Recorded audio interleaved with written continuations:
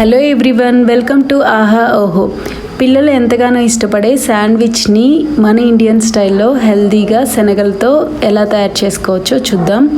దాంతోపాటు దీనికి best combination అయిన వాటర్ మిలన్ జ్యూస్ని ఇంట్లోనే ఈజీగా ఎలా ప్రిపేర్ చేసుకోవచ్చో ఫస్ట్ చూసేద్దాం.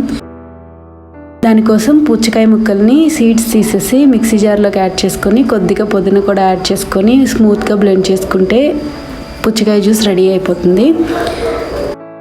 శాండ్విచ్ కోసం ముందుగా శనగలని 10 నుంచి 12 గంటల వరకు నానపెట్టుకోవాలి. అంటే ఓవర్ నైట్ నానపెట్టుకుంటే సరిపోతుంది. ఇలా నానిన వాటిని కుక్కర్లోకి యాడ్ చేసుకొని 1/2 టీ స్పూన్ ఉప్పుని యాడ్ చేసుకొని 4 నుంచి 5 విజిల్స్ రానివ్వాలి. ఇందులోకి గ్రీన్ చట్నీ కోసం కొద్దిగా పుదీనా, కొత్తిమీర, 1/2 టీ స్పూన్ ఉప్పు, 1/2 teaspoon chaat masala, 1 tablespoon పుట్నాల పప్పు, 1/2 ఇంచ్ అల్లం ముక్క, 2 వెల్లుల్లి రెవ్వలు, 1 పచ్చిమిర్చి, అలాగే అరచక్క నిమ్మరసంని పిండుకొని మెత్తగా బ్లెండ్ చేసుకొని పక్కన ఉంచుకోవాలి.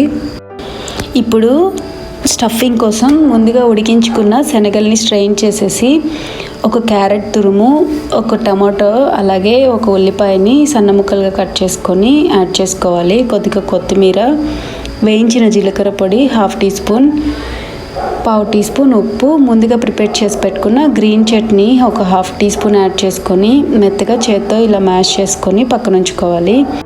2 వెల్లుల్లి రెవ్వలు, 1 పచ్చిమిర్చిని కొద్దిగా కోర్స్గా బ్లెండ్ చేసుకొని మెల్టెడ్ బటర్లోకి యాడ్ చేసుకొని ఇవన్నీ ఒకసారి బాగా మిక్స్ చేసి ఈ పేస్ట్ని బ్రెడ్కి 2 వైపులా అప్లై చేసుకొని బటర్లో ఫ్రై చేసుకోవాలి. ఈ శాండ్విచ్కి వీట్ బ్రెడ్ అయితేనే బాగుంటుంది. సో అందుకని ఇలా గార్లిక్ బ్రెడ్ చేసుకొని అప్పుడు స్టఫింగ్ పెట్టుకుంటే టేస్ట్ చాలా బాగుంటుంది. ఇలా 2 వైపులా ఫ్రై చేసుకున్న తర్వాత గ్రీన్ చట్నీని అప్లై చేసి అలాగే ముందుగా ప్రిపేర్ చేసి పెట్టుకున్న స్టఫింగ్ని ఇందులోకి స్టఫ్ చేసేసుకొని గ్రీన్ చట్నీతో సర్వ్ చేసుకుంటే ఎంతో హెల్దీ అయిన శనగల శాండ్విచ్ రెడీ అయిపోతుంది.